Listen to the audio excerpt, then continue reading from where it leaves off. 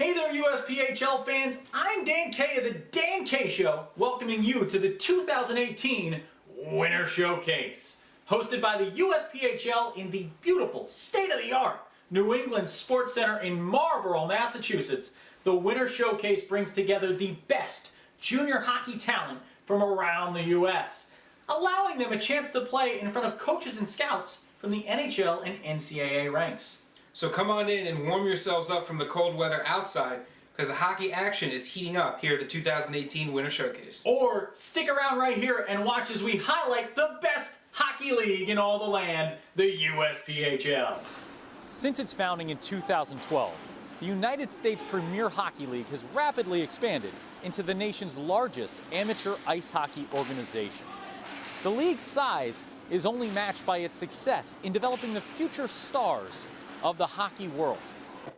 The USPHL puts an emphasis on the NCAA route, tracking success not with wins and losses, but with its ability to lift its athletes to the college ranks.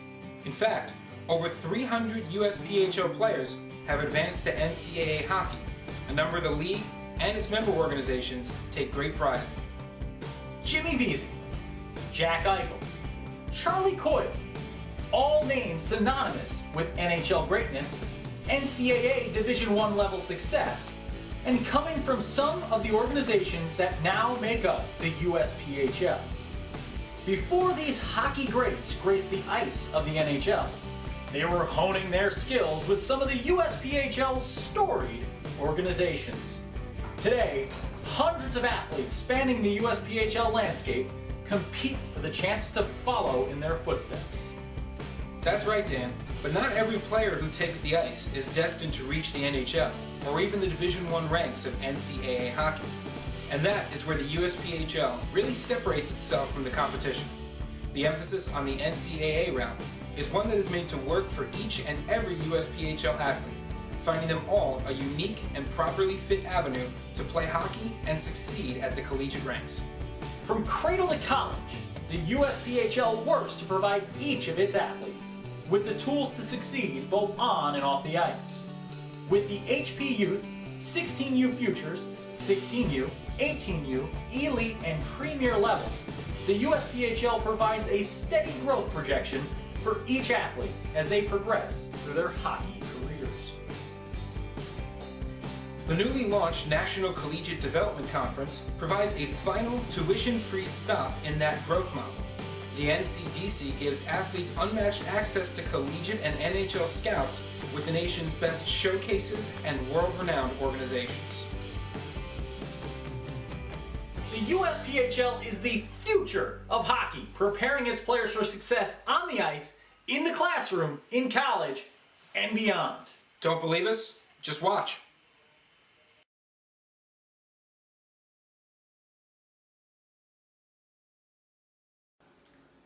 You know, Dan, every week after we're done filming the show, I get the really fun task of getting to edit the show, put the pieces together, and make it cohesive. And I have to say, I think this week's show is a gem. Why don't we show the folks at home?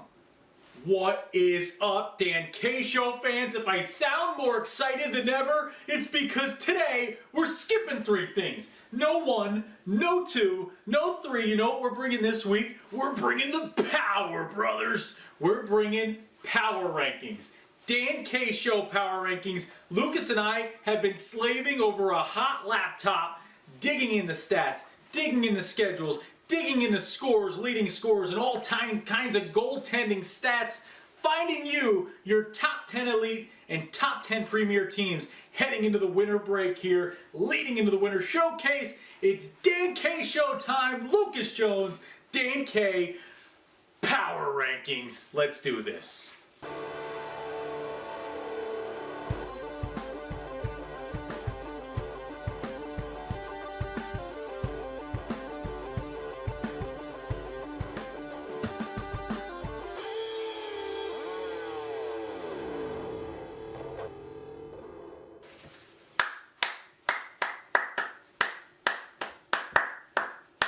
Stop shaking the camera. Power rankings.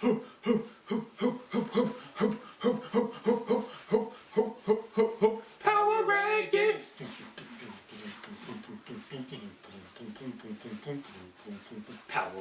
1988. Macintosh, work with that Macintosh. Look at that frog, the word muncher, it eats all of the words. Gotta match the right things to the right things and eat them with the word muncher frog. Let's go. Power rankings. That was the intro. This is Dan K Show time. We're talking power rankings, elite, premier, obviously the NCDC, you look at those standings, you can tell. But when we talk premier and elite hockey, Lucas, it's tough to always tell who the top team is until playoff time. We're halfway through the year. We've reached the benchmark. The teams aren't playing this weekend. So it's time to talk power rankings. This is perfect for the Winter Showcase. Great lead-in for us. Lucas, power rankings for the elite first. How's the elite looking this year? Well, the elite division is crazy competitive this year, Dan. It was definitely difficult for us. I mean, it's difficult for both leagues to try to figure out what's going on. But the elite division, looking very competitive. Lots of great hockey action happening down there. A lot of movement, too. A lot of player movement down in the elite division, which can sometimes make it a little difficult for power rankings. But rest assured, we have not had any soft predictions as we've been accused of before in the past. We've been accused of having some soft predictions. We are committing. These are our top 10 teams at the break. This is Lucas and I. We battled. We fought. We scraped, we clawed at both the elite and premier levels. I'll tell you what, there was some upsetment. There was some upset. There was some shouting. We had to be calmed down because, I mean, it's tough. I had about 20 teams I could have fit into this top 10 right now in both divisions. We start with the elite. We start at number 10. Lucas, who sits at number 10 for us right now? Number 10 from the Southeast Division, you got the Richmond Generals at 19, 10, and 1. Lucas, you got Dylan Brink on this team. I covered his brother, his older brother. We talked to Dylan Brink when we were in Chicago at the first Midwest Showcase out there. His brother Devin Brink played for the USPHL, played in this organization, went on to Colorado College. Devin Brink was a goal scorer, not just at even strength. He was a great penalty killer and led the league in shorthanded goals at the premier level when he played back in his day. Dylan doing the same thing. 38 points this year in the Southeast, 19, 10, and 1. This is a really balanced Richmond squad. Absolutely. You know, you got a leader in Dylan Brink, and you have the rest of the team is so balanced, and that's what it takes to really break into these power rankings. You need a team that can do it all, from offense, defense, goaltending. You got to have depth. You got to be able to balance out your lines, and that's what this team has done so far. They're sitting at number 10. You want to talk about balanced? Let's look at number 9, the Boston Bandits. These guys aren't stealing wins. They're earning them. 15, 9, and 1. You look at the record, this is another one of those teams that, when you talk power rankings, we're not talking standings, right? We're not looking first, second, third, fourth. We're looking for a team that has the power to make a run come playoff time. Who can go get a title? I think this Boston Bandits team has a great argument for being in this top 10. They sit at number 9 for us. This is a tough choice for us. We had a lot of people we wanted to put in this 9 slot. Lucas won the battle here. Got his Boston Bandits in. Why? Well, the Boston Bandits were a team that when we started the year, I said it was exciting to watch. You know, I always like to see what new teams can do when they come into the league. They're kind of thrown into this situation, you know. And the Bandits have really excelled enough for me to win out on get them on this number 9 slot. You know, like I said, they're the new team, and they're in a tough division, maybe the toughest division so far. They're a really balanced team as well. Again, it's what you need to break into these power rankings. Led by Eric Steves with 28 points. This is a team that has a great chance to make a great playoff run and really show the league why they're in this 9th spot. You move up in the elite here. We go to 8 and 7. We couldn't figure out who the best team in Florida was after about an hour of arguing. After an hour debate, we poured through the schedule. We looked at matchups. We looked at the standings. You look at the standings, the Tampa Bay Juniors sitting first going into the break. 1 point up on Florida Junior Blades. The Blades have 2 games in hand, though.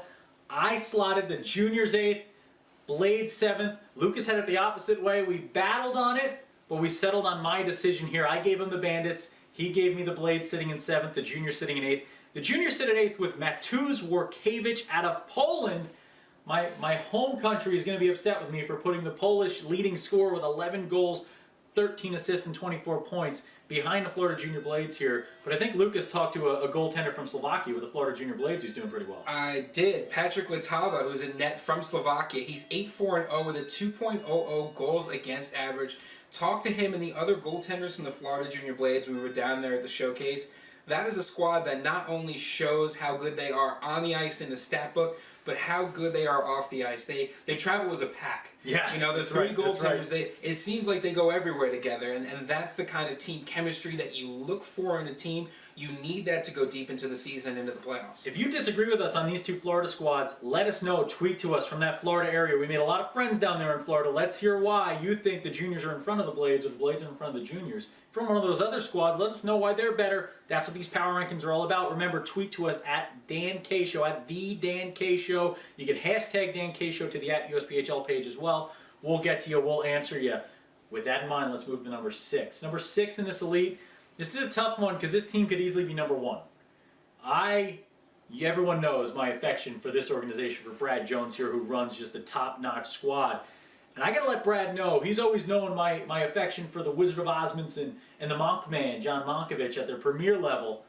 Let's talk about Gary Eastlack and the Hampton Roads Whalers, 24-4-2. Out of the Southeast, they're sitting in 6th for us. Such a high-powered team, such a potent offense, and it's easy to always look at the offensive statistics, but turn to the defense, and you'll see just as good of a defense as on the offensive side. This is one of those teams that can do it all. We saw them get a shutout down in Florida. We watched their team, they just pour in shots. They're out shooting opponents. They're out hitting opponents. They're blocking more shots than opponents. Their goaltenders do not give up second chances. That thing's going in there. It's like they're wearing Velcro. The body eats the puck. It's over. Play's done. There are no odd man rushes against this squad. Hampton Roads, very, very good chance to be there at the end of this road here towards championship time. Moving to number 5. This is another one of those. Number 5, number 4. How do we go? Same division, guys. Both sitting in there from the north. We went 5 Islanders Hockey Club at 18-3-2. And 4 New Hampshire Junior Monarchs Elite at 18-7-3. Lucas, how'd this shape out this way? Well, we kind of came to this conclusion that they both needed to be at either 4 or 5. And we're looking, it's like, gosh, they've got great offensive production. They stop the puck. They don't let those rebound opportunities happen. They're almost like the exact same team. We dove into the stats. We couldn't find an answer, so we dove into the schedule, and an answer presented itself. Because the New Hampshire Junior Monarchs have beaten IHC twice. Twice, which 2-0. elevates them to that 4th position just over IHC. And that's what's so weird and not weird, but the power, the parity in this league, right? You look at it, and you look at the standings, and you can look at a team like the New Hampshire Junior Monarchs at 18-7-3, and you go, 18-3-2, IHC's better. They're the better team. IHC's beaten some of the top, the cream of the crop. Some of these teams above them they've beaten. And then New Hampshire comes in, beats them on the road, beats them at home. It's so even right now. Anybody could take this elite level. It is going to be an exciting second half. But I have to say, with Ryan Racy, that leading scorer, 52 points, 30 goals, 22 assists, we had to put New Hampshire up there. They're going to be difficult to deal with as long as Racy is racing around the ice. Charlotte Rush, Lucas, number 3. Why? Let the people know at home, 27-5-0. So Charlotte Rush coming out of the Southeast Division there. Again, we talk about the Elite being such a balanced league, such extreme parity down there in the Elite. But the Charlotte Rush, they're kind of the complete package on steroids, it seems. They play with such physicality. They have such a good physical offense. They have a great defense that just punishes you for trying to bring the puck into the zone. And the depth, the line depth that they have is just, if you beat the first line and you beat the second line, you've got another first and second line right behind them. Lucas, what do you hear from every scout, every coach, every team we talk to when they talk about the Charlotte Rush, the Elite and Premier? They got 1 million guys on the bench. And that's not a legitimate number. There's not 1 million guys sitting on the bench. It's the depth. It's the fact that they're rolling out lines. They're rolling out deep pairs that just stop the puck. They stop the play. They clear the zone. They make things happen. They hit you hard. They punish you when you're not looking, when your head's down on the ice. They score goals. They do everything. The penalty kill's insane. The special teams, that's where you see the coaching with both of these Charlotte Rush levels, the Elite and Premier. Top-notch, tons of commitments, 18 commitments to be exact in the last 16 months. That came from a tweet just from the Charlotte Rush today. Lucas, Charlotte Rush sit at 3. Jimmy O'Kane, the luck of the Irish, just caning goals right now, sticking them in the back of the net. 16 goals, 29 assists, 6 power play goals, 11 power play assists. We got to move to 2-1. Who could be better than the Charlotte Rush Number 2, Lucas, give it to the people at home. We got the Jersey Hitmen from the Mid-Atlantic Division at number 2 with a 25-1 record. 25-1. That's 20 wins, 5 losses, 1 overtime loss. Chris Conway leading the way in points, 40 points. But you know, we're talking power rankings, we're talking ice play, we're talking a Jersey Hitmen team who just wins the battles on the boards. You know what I mean? They win the battle on the boards. We've watched them play multiple times this year. They're a great team. They're all around physical. But Chris Conway, first of all, he's got the Conway last name. He might as well be in Mighty Ducks. Lucas, you gotta love a guy like Conway who's doing it both on the ice and off the ice. He's got the flow going and he's got the scoring flow going with 40 points. This team knows how to get it done offensively. And they know how to get it done defensively too, Dan. They've got 2 goaltenders, Ryan Selman and Trevor Stenberg, both under 1.7 goals against per game. When you've got it working on offense and you've got it working on defense, the Jersey Hitmen in the elite are the kind of team that when you see them on the schedule, you go, oh boy, here we go. It's going to be a good game, regardless of who's coming in to play them. It's going to be a tough game, but there's one team that's tougher to play in this elite division. You know, Lucas, we looked at it, we pored over it, we dug through it, we toiled, we scraped, we clawed to figure out who the top 10 teams were in a division that could have 100 top teams here. I look at this Boston Junior Bruins squad led by the Macchioni brothers here, Lucas. These guys might as well be the Lundqvist brothers. This might as well be Henrik and Joel Lundqvist, the twins, the goaltender, the ice skater for the Swedes. These guys, the Macchioni brothers, led by Maximus and Michael, leading the way for Boston. Well, I'll tell you what, I don't know how I feel about Boston pizza, but if I went to a pizza place called Macchioni Brothers Pizza, I would eat that pizza. But before they open up that pizza restaurant, Dan, they have been great players for this Boston Junior Bruins squad. You got Maximus in net, 7-0-1 with a 1.91 goals against average. And if that wasn't good enough, you've got Michael, 13 goals, 13 assists, 26 points. These 2 guys are leading this Boston Junior Bruins team in that North, leading them to number 1 in the power rankings. And you look the rest of the way with this team, the scoring's balanced. And when you want to talk about good teams, you're going to need balanced scoring because a lot of those goals aren't going to come from your top line when you get to playoff time. Playoff time, it's that third forward line. Playoff time, it's those deep pairs. You know, you get deep into the deep pairs, it's keeping guys on the ice, keeping the other team at bay, trying to keep the pressure on, keeping the puck in the zone, playing that low-high game, getting pucks in front of the net. This team does it. This team plays it defensively. This team does it offensively. This team lives winning hockey. 19-4-2, leading the North Division going into the break. I think the Boston Junior Bruins slot in at number 1 in our elite power rankings. The Dan K Show power rankings coming at you, brother. That's what we're doing here. And we're going to take a quick break, but then we are going to come right back at you with the power rankings for the Premier Division, so don't go anywhere. Don't go anywhere, folks. Coming back. You are watching The Dan K Show. Everything USPHL, from the NCDC to the Premier and Elite Leagues. The Dan K Show with Dan K and Lucas Jones. We've gone through the elite. We've dug through it. I'm sure we're going to get a lot of angry tweets about that one. Fans, if you want to tweet to us, follow at The Dan K Show, tweet to us. Go on Facebook, The Dan K Show. Write to us. Go on YouTube. Let us know. Go on the USPHL.com page. Find our contact info. Let us know who you think should be in the top 10. We want to see your top 10. Put together a top 10 rankings list. Send it to us. We'll let you know. We'll respond with you. We'll talk with you. We'll chat it over. Who do you think is going to take the elite? Now it's time to find out, after the first half of the season, who our top 10 premier squads are. You look at how big of a division this is. You look at the geographical expanse of this division. It is a tough league to look at in the Premier and say, oh, this is your definite number 1. This might have been the most difficult thing we've done in our 3 years here with the Dan K Show. Lucas, would you agree? I think so. I think it goes probably leaving Florida after the showcase, putting together the elite power rankings, and then putting together the premier power rankings. I mean, it's so tough to do this. We're going to have some upset fans. We're going to have some viewers at home who want to write in and say, get your game together, folks. We need something better out of you.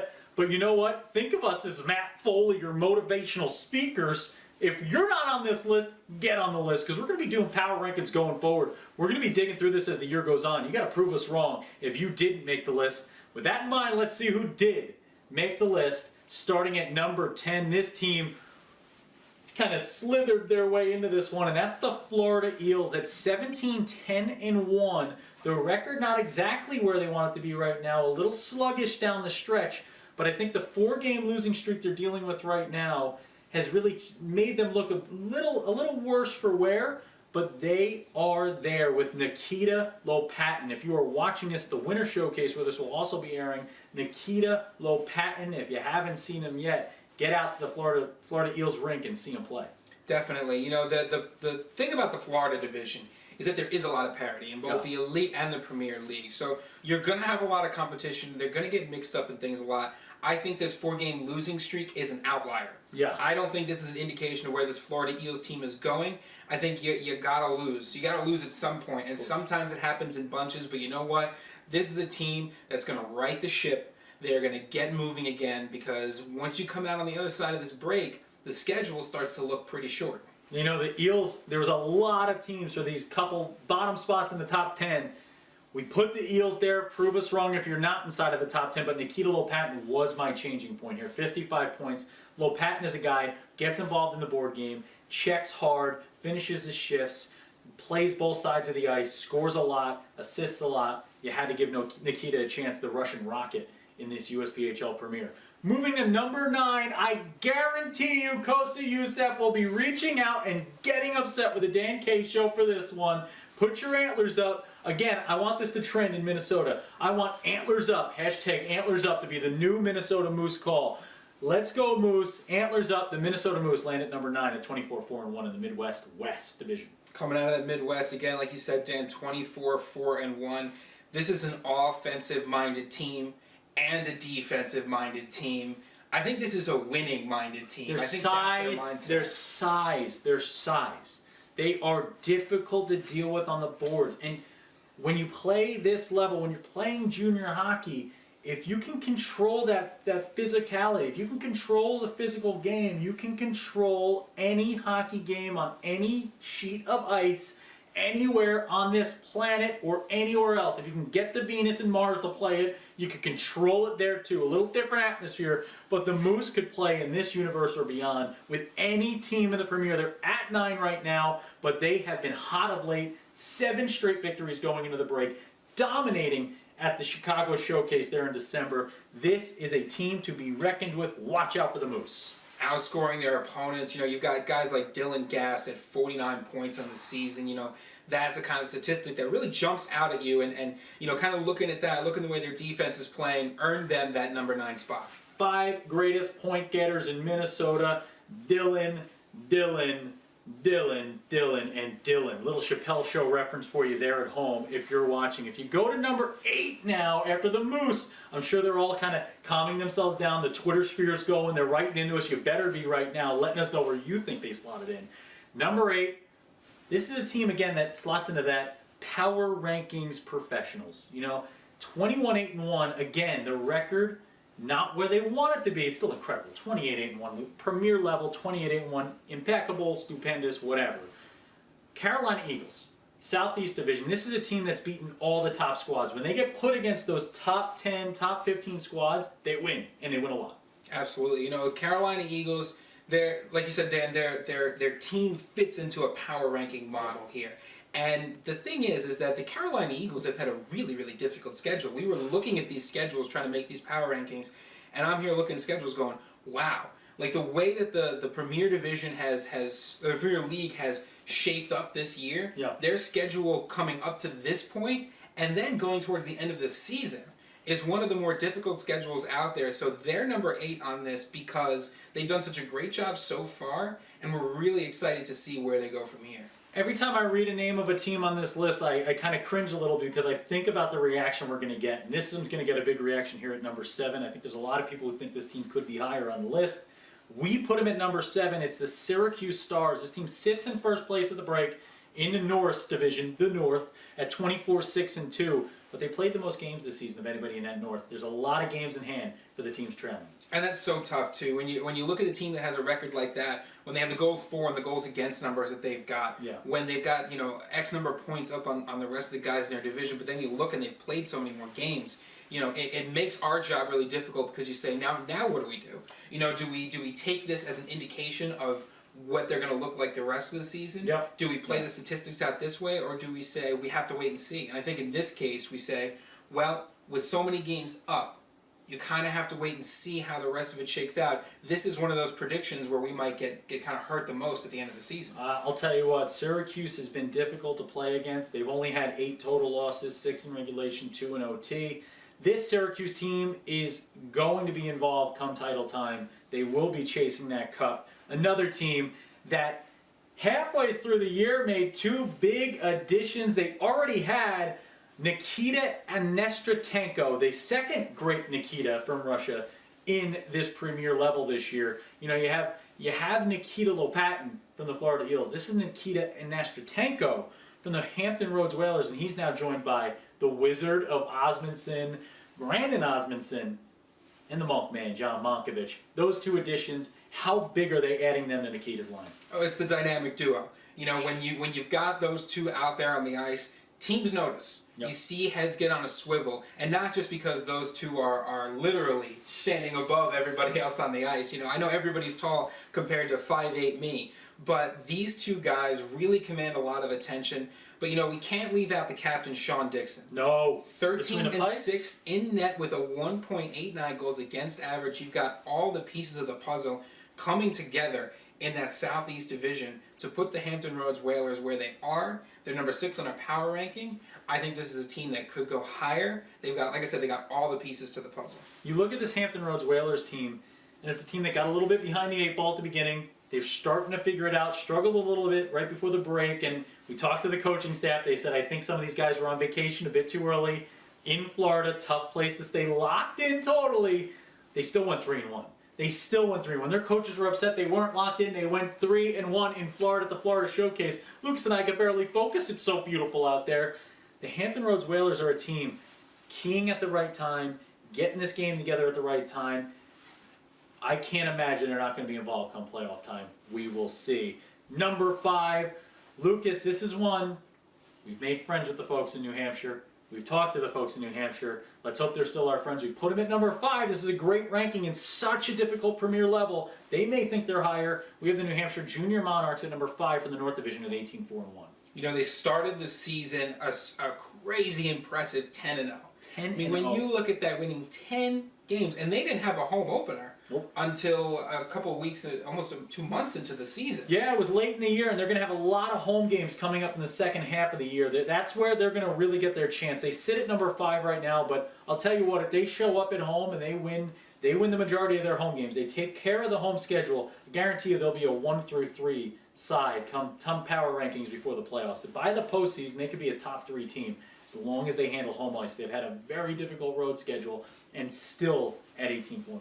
Playing the Monarchs in their home is like playing the Hitmen at home. We talk about how intimidating the ice fault is. Well, playing the Monarchs at home is the same way. They have such a rabid fan base up there. They're loud. They're there. They let you know where you are. So that's going to be a factor for teams coming in. And besides that, Dan, they have the best goalie duo in the league. They got Justin Crawford and Nate Gauthier. Oh, Gauthier is the Frenchman. He is wonderful between the nets. And I almost said Wunderbar, which would have been German. That would have been incorrect. But this guy has been wonderful. Gauthier, oh my. He's been so good. Justin Crawford has just been stopping everything. These 2 bodies between the net there, unstoppable. You might as well put a brick wall up. There's very little to shoot to. Unless you're going top shoulder side, you're not scoring much there. You got to go thin mints to beat these guys, and you're not going to do it much with how good the defense is, how many block shots they put up in New Hampshire. Good luck playing on the road there as well in the North Division. Difficult second half for anybody going to New Hampshire.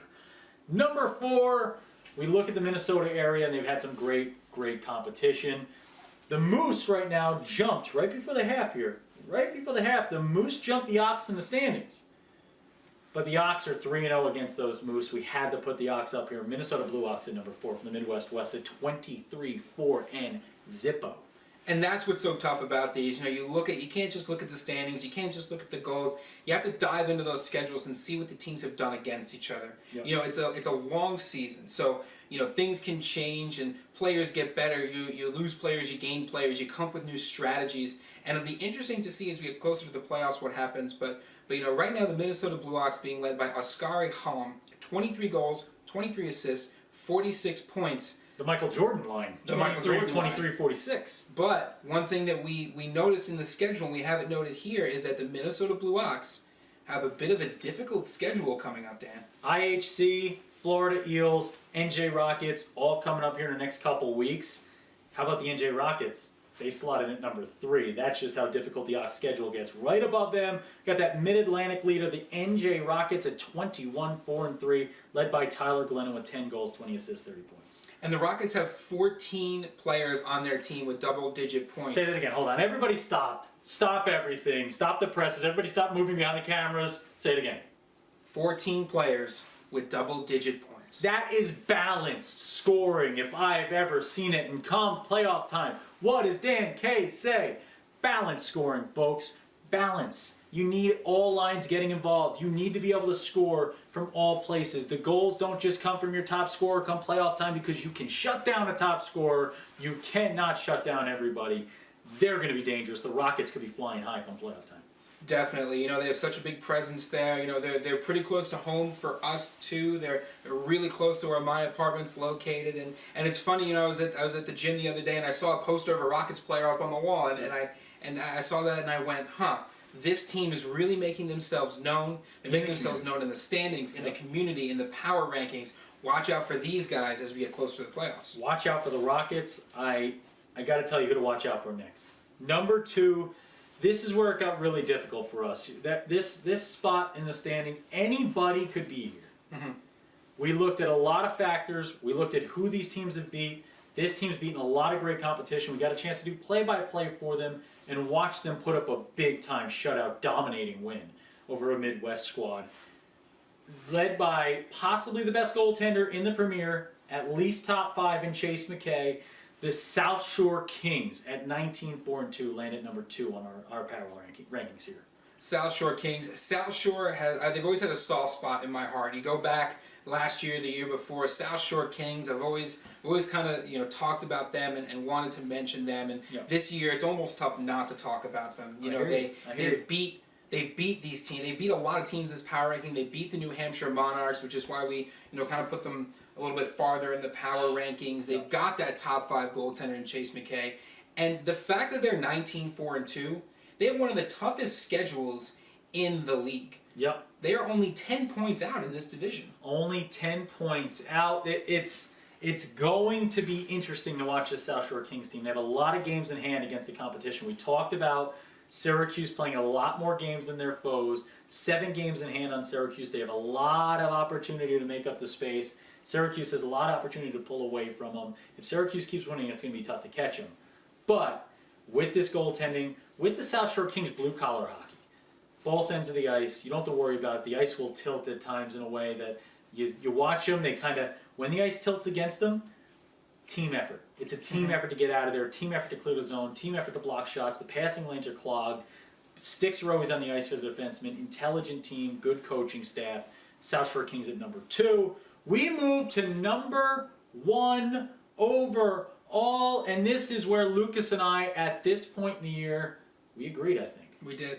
We agreed. Number 1, we looked at each other and we went, yep, this is the team. It has to be. And that team is the Charlotte Rush, coming out of the Southeast Division. They're 28-2-2. Dan, they've outscored their opponents in the first period 62 goals to 10. The Charlotte Rush jump on you early, and they do not look back. And you want to come back against them? You think you're going to get the odd man chances and it's not going to hurt them? 95.5% penalty kill rate this year. This is a stat Lucas said to me. I almost fainted. I didn't. I looked back and I said, please read that to me one more time. He did. 95.5% success rate on the kill in 32 games. 28-2-2. 30% conversion rate on the power play. You can't give them the man advantage. It doesn't matter if you get the extra man. You just got to beat these guys even strength. You got to beat them at their own game. You're going to have to out-physical them. It's tough to play in their rink. You got to out-physical them. You're going to have to get the scoring depth. And that's where a team like the New Jersey Rockets or the South Shore Kings. Kings because of the goaltending, Rockets because of the scoring depth. That's how they slotted in there with the Rush. I think they match up best with them. Mm-hmm. But you look at the Blue Ox and the Moose, I would be excited to see come playoff time if their physicality can't match what the Rush are putting out there. Because the Rush, they like to play physical. They like to try to frustrate you. Yeah. And because they're so good at the penalty kill and they're so good at converting on the power play, sometimes they can frustrate these teams and then they can capitalize on these odd man chances. But you try that, like you said, Dan, against the Moose, the Blue Ox, against teams that play physically and they're used to that type of thing. Well, now to use a phrase from a different sport, it's a whole other ballgame. The Dan K Show's coming to your town. The Dan K Show, covering everything USPHL from the NCDC, Premier and Elite. The Dan K Show, starring Dan K and Lucas Jones. Empty net time. We've gone through the power rankings. We've made friends. We've made enemies. And we've highlighted at least what Dan K and Lucas Jones think are right now today the top 10 squads in the Elite and the Premier. Again, if you disagree with us, tweet at us. And let's talk about some people who tweeted us. It's empty net time, Lucas. Holiday season. This episode's airing between Hanukkah, Christmas, New Year's, all of it going on right now. Families aplenty. I hope you're watching with your families. But we have someone from the Minnesota Moose family that we have to celebrate here. That's true. You know, the Minnesota teams and the Minnesota fans have been tweeting at us pretty aggressively. Probably all jazzed up for the showcase, the Chicago showcase. Yep, yeah. So we had Kosa Youssef tweet at us and said, hey, at Dan K Show, we need a huge shout out for Coach Jonathan on his 150th career win. Minnesota Moose Hockey took home the win against the Tri-City Hawks. That's John Jonathan. Big win over Tri-City, 150th career win. Ladies and gentlemen, that's not a small feat. That's not something tiny here. This is something that has to be celebrated. You have to stop and look in the mirror when you're Coach Jonathan here. You see the Bill Belichick's of the world, the Nick Sabans, they never want to talk about it. All these coaches don't want to talk about the success. They want to eliminate the failures. That's always how it works. But this is a success that cannot be glossed over. 150th career win. Congratulations. Way to stick to it behind the bench. Keep those boys playing. Keep those sticks on the ice. And I also want to mention a couple of people who reached out to us on Facebook as well. You know, they reached out to us and they said, hey, you know, a couple of suggestions for the show. We had one person say, you know, include some more game footage. So we did that last week. We hope you enjoy that. You know, include some more predictions. And so we did that this week. Yep. This is what we say every empty net, but it bears repeating. If you want to see something on the show, you can reach out to us on Twitter, on Facebook. You can comment on the YouTube page. We read that stuff too. Let us know.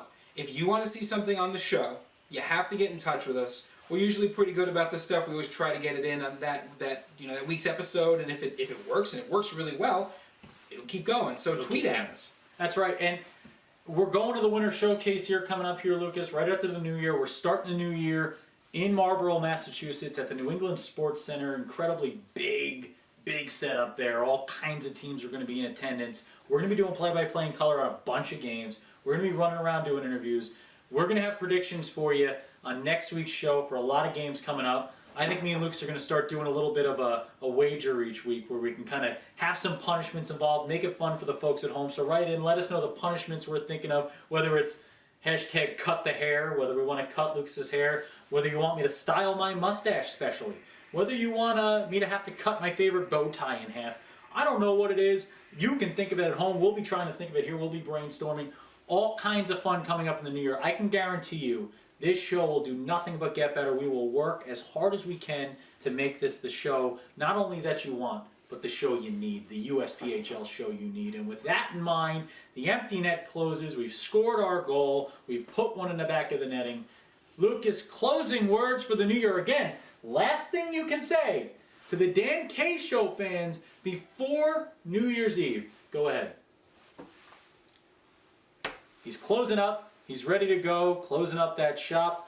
I have a lot of outdoor sporting events to be attending during this New Year's Eve time, so I'm going to be busy. I'm going to be traveling all around, doing all kinds of fun stuff, whether it be football, hockey, or anything in between. I'm Dan K. Remember, when Dan K's on the mic, it's always hockey night. And remember, if you're watching the Dan K Show, we're here for you. We're here for you. Keep watching us. Dan K, Lucas Jones. Happy New Year, everybody. Happy New Year.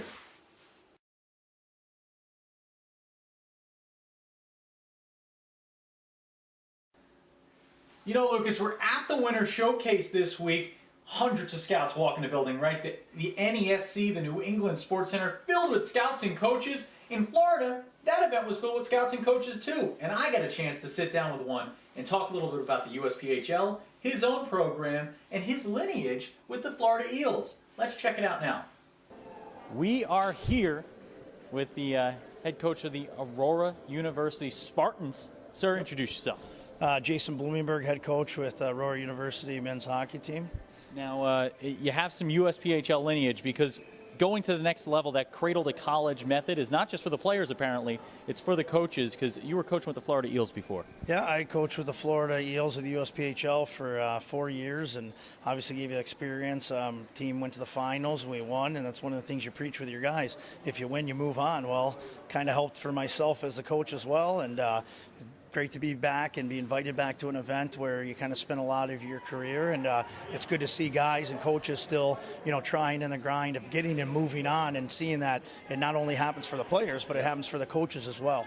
Now, you talk about that we're here at the Florida Showcase for the USPHL, traveling all over the place as a hockey coach, trying to scout the teams. Let's ask you this question. Talk to the folks at home about the building a new team here. You're taking over a roster. Jumping into Aurora University, and you're trying to build a culture, trying to build a winning culture and a winning team. How do you do that as a coach? Well, first and foremost, when you're a coach, you don't want to try and reinvent the wheel. I think that's where guys fail, when they want to do everything new that someone else hasn't done. So you kind of stick to the script. You build the culture first and foremost, like you said, but you want to fit it with the right guys. You don't always look at the guys that lead the league in the scoring or get all the points, because they might not correlate to that at the next level. So you want to find the guys that can build, a role guy that can build and fill in a role and be able to not only fill that role but exceed in that role at the next level. So it is a little harder to recruit for when you're building than when you're just reloading. But I will say it's been gratifying, and it seems to be working. We're finding the right guys, but it does take a long time, and you really have to, I guess, search a little more in depth in the player that you want and know what you want, and come with an open mind that you might watch a lot of hockey and might not find that guy. So you kind of stick with your script, and you don't want to break it too quick. So I always say you got to leave the dance with the one who brought you, stick to the way you play, and stick to the way that you want your team to play, and find those right guys, because they are out there and they're everywhere. So it does take a lot of travel and a lot of looking, but they're there. I'll tell you what, I hear that you just took down the 12th ranked team in the nation. Yeah. Big time win. You're starting to bring that winning culture already. Yep. Tell me, like the player at home watching, the USPHL athlete or an athlete looking to move to that next level, tell them what they should be doing right now to really prepare themselves to play at the next level. Well, I think first and foremost, listen to your coach, and use your coach. They're there for the reason, there's family advisors, everyone. You got to use your resources. Like, they're the one who sells you. And at the end of the day, sell yourself. No one sells yourself better than yourself, no matter whether it's in the real world working or whether it's hockey. But at the end of the day, you got to put in the time. You don't put in the time, you're never going to get to those levels you want. And it's every day you got to put something back in your hockey bank, whether you're out working a guy, you're shooting more pucks than him, whatever it is, you got to put the time in, and you send the emails, call the coaches. Like I said, you sell yourself, and you're putting heat on somebody. Like, this guy keeps introducing himself to me, I got to take a look at him. So I think doing those little things right, then just being a good human on the ice and off the ice, and doing the right little things. Obviously not everyone's angels, but doing the right things, coming to the rink professional. Not saying you have to wear a tuxedo every day, but a shirt and tie. Don't always have to be clean cut, but doing the right things that your mom, your dad would be proud of, your grandparents be proud of, because it's a sport. It's more than just you. It's the crest on the front of your jersey. It's really what you're playing for. And, too many kids at this level live in the future, what they want, right? They always look for the future. If you don't live in the present, the future's not going to come. So I think I always tell kids at the junior, it's the best experience, the best time in my career as a player or a coach. I go, you have to live in the now. And I go enjoy it, because it goes by like that. And you can't go back. So I would say those are a little bit of notes. And then at the end of the day, you got to hope for a little bit of luck of staying healthy. You got to get good grades. You got to do all that, because for our school, the better grades you are, the more money you get. Because at Division III, you do not get athletic scholarships. You get academics. So if you get good grades, That's a lot more money. So I'll tell you what, it's about playing at the next level, folks. That's what these kids play junior hockey for, wherever they are in the country, whether it's in sunny Florida or in breezy Minnesota. Exactly. But final question for you. I'll just say, why Aurora University? Why would an athlete want to go to Aurora University? Well, I think when you break down college, there's all these bullet points, right? So for ours, it's usually a guy's company wants the education at D3. Well, we provide that. We have over 50 majors. We can double major at our school in 120 credits. No more money, no extra summer school. You're getting out with 2 majors, not a major and a minor. And then you look at our cost. Our discount rate comes from 45 to 65%. We are one of the lowest Division III hockey schools in the country. And then you add in the equipment package, what we're able to provide, the location being outside of Chicago, the 2 major airports. So when you list these 4 or 5 bullet points, not only do we have them all, very few can match them on us. They're not going to beat us, and that's where I think there's a very high level value for us, and not only the education, but the conference we play in, the NCHA, one of the best in the country, always has 4 teams ranked weekly, and has 2 teams in the national finals the last 5 out of 6 years. So we've been right in there, and that's what we're building to do, and that's why Aurora University. That's why, Aurora University on the way up, using that USPHL lineage here today at the Florida Showcase. Dan K, Coach, best of luck, and keep watching, I folks. appreciate it, guys. Thanks. Thank you. Great job.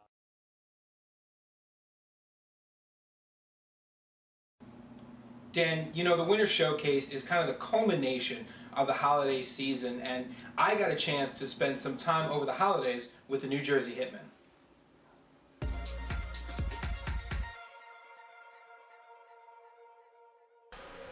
Dan K Show here at the ice level. My name is Lucas Jones, and I'm here spending some holiday time with the New Jersey Hitmen at the Ice Vault Arena in Wayne, New Jersey. The guys are practicing behind me, but they did take some time out of their busy schedule to talk with me about some favorite holiday traditions, music, movies, and so much more. Oscar, you're from Sweden. Are there any different Christmas traditions in Sweden than here in the States? Yeah, we got Swedish meatballs for sure. I'm sure that's different from what you guys have. Absolutely. I wish we had more Swedish meatballs around here. I love them. Not many people seem to, but you know what? That's their problem, not ours. So I'm from Czech Republic, so our Christmas Eve is 24th December, and we have a special kind of fish for dinner, carp, fish soup, and after dinner we give each other presents. It's our Christmas Eve. Kyle, I gotta ask you, what's your favorite Christmas tradition? Favorite Christmas tradition is probably just hanging out with the family. Everyone's kind of spread out right now, but it's always good to be back in the house with everyone in it. What is your favorite food this time of year? Well, I'm Norwegian, so we have special Norwegian Christmas food that we eat, and especially the sausages and the meatballs that we have are my favorite. Why do you like Elf so much? It's a classic. Guys, you're a huge Will Ferrell fan, I'm guessing? I am. Every movie Will Ferrell's in, I'm a fan. Well, you're a huge Will Ferrell fan. You're also a big fan of your hair. We were talked about your hair twice already today. What is the secret? Lots of conditioner, mane and tail, but I think I'm a mustache guy right now. Getting a little heat from it from all the boys, but I think I'm going to keep it. So what is your favorite Christmas movie? The Christmas Story. Really? Why's that? Next question. What's your favorite food? Because we all know that the holidays are a time to overeat, almost to the point of excess. So if you had to pick one food to eat during the holiday season, what would it be? My grandma makes a phenomenal apple pie. I love pie, and I gotta think my grandma makes the best one out there. What's the Hitman policy on eating pie before a game? Definitely not a good idea, so definitely not gonna do that. What is the present at the top of your list this year? Probably the Yeezys by Kanye West. I'm trying to get those right now. It's kind of hard, but yeah. What are those exactly? They're his signature shoe he has with Adidas, and they only release at a certain time, and right now they're releasing this Saturday, so I'm trying to get them. I have no idea. I just wear New Balance cross trainers. I have no idea what this stuff is. One of the best parts about the holidays are family, of course, but also it is the season of giving. So what's at the top of your Christmas list this year? At the top of my Christmas list, probably some new dress boots. I don't know. I'm a big shoe guy, so either a new pair of dress boots or these Kanye Yeezys. They're like a kind of tennis shoe. pretty high fashion. So Everybody's all about the Yeezys. Before 5 minutes ago, I had no idea what Yeezys were. We're here with Walker Summer down on the ice. Walker, I want to ask you, what is your favorite Christmas movie? Favorite Christmas movie? Probably The Polar Express. Why The Polar Express? It's like a kid movie, and I'm still kind of a kid at heart, so. Well, that's a shame, because my favorite Christmas movie, and I think the best Christmas movie of all time, is Die Hard. If you had one Christmas wish, what would it be? Grow a little more facial hair. Grow a little bit more facial hair. I wish I could lend you a little bit of mine, or at least give you a secret. All I can say is, if you dream real big, you can do big things. And in your case, some big facial hair. I'm back with Tucker and Walker. They said they wanted to say something a little extra on camera. Yeah, we would like to interview you. You've been asking a lot of questions today. I have a few for you. Question number one, what is your favorite part of the holidays? My favorite part of the holidays is definitely food. Yeah, no, definitely food. Definitely food, not the family. Well, I like my family too, but I'm like a short guy, kind of a bigger guy. Like, it's cold, like a hibernate, like a bear. No, I respect that. I respect it. Want to give me a question? No, I don't. No. We're here with Max. Max, I want to ask you, what is your favorite Hanukkah tradition? It'd have to be the potato latkes. They're the best. They just separate Hanukkah from the rest. You do anything special with your latkes? Dip them in applesauce. It's the only way to do it.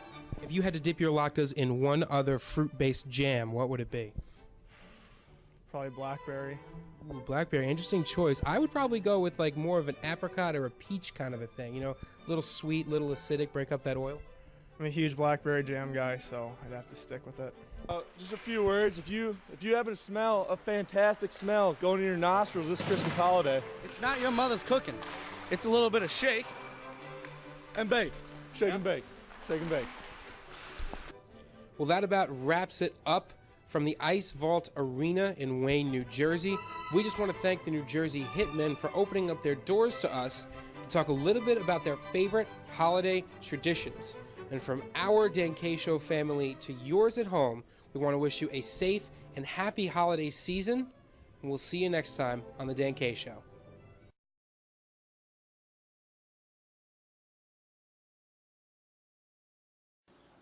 Lucas, we all know the USPHL is home to some of the biggest names in the hockey universe. What name is bigger than Van Riemsdyk? And a few years back here, we got a chance at this event to follow Brendan Van Riemsdyk around for a day in the life of BVR. Let's check it out.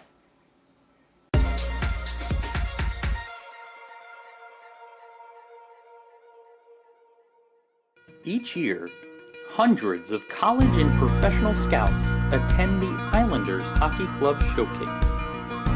They come for the talent in the USPHL, a competitive league with a history of turning out big-name players. However, the league's biggest benefit of all may not just be all of its talent, but its location on the East Coast, where its players can be exposed to college hockey and its coaches on a consistent basis.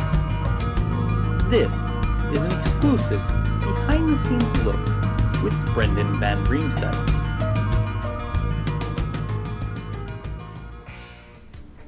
Folks, welcome back to the Dan K Show live at the time. We're going to air it Thursday, but we are here with my start of the day here, my choice of the day, Brendan Van Riemsdyk. Brendan, how's it going? It's going very well. How are you? I'm doing well. Brendan, a big day for you today, right? The Islanders Showcase. Explain to me how important a day like this is, all the scouts here, everybody here watching. Yeah, it's a huge day, not only for scouts, but also playing a good team in the Hitmen, and we're above them in the standings right now, and we want to keep it that way and kind of set ourselves apart just more and more with each game, so it's a big game for us. Now, explain, tonight there's a big game going on as well. It's an NCAA game, right? And it's Merrimack hosting UNH.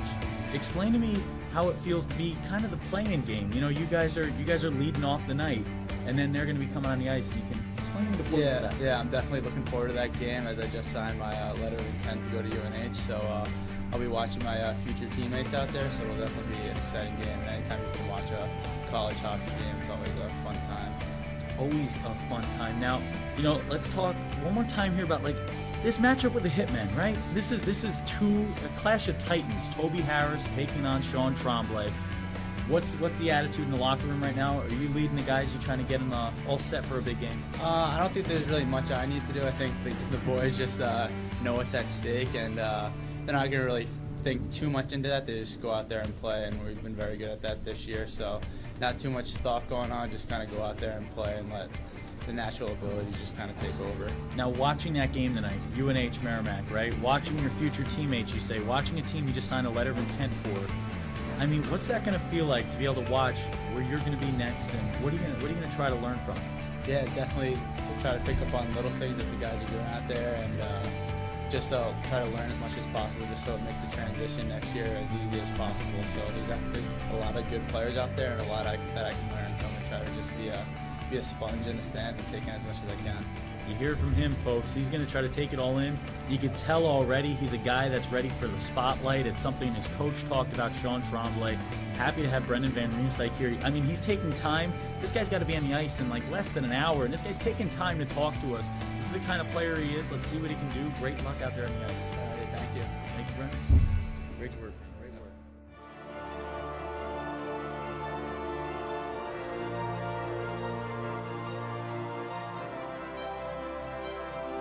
After a series of interviews and showcasing his skills on the ice, Brendan was able to catch a glimpse of his future University of New Hampshire teammates in action as they faced off with Merrimack College.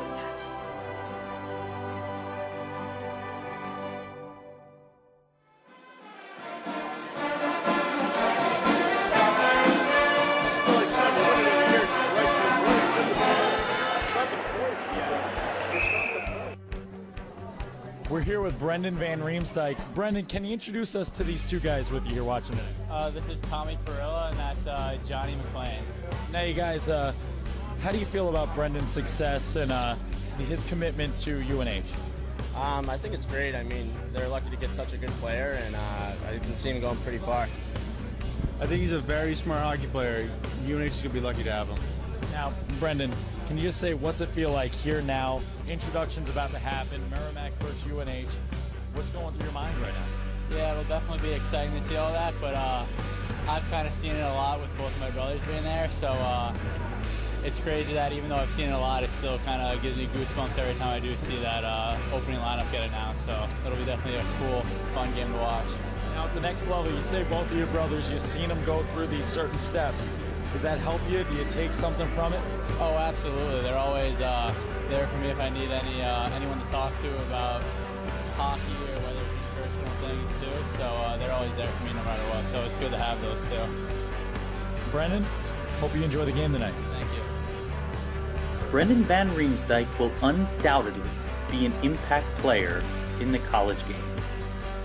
But, as witnessed by the team's current roster, many other USPHL players are already making their presence felt at the next level. This has been an exclusive behind-the-scenes look with Brendan Van Riemsdyk. Thank you for watching this USPHL Network exclusive.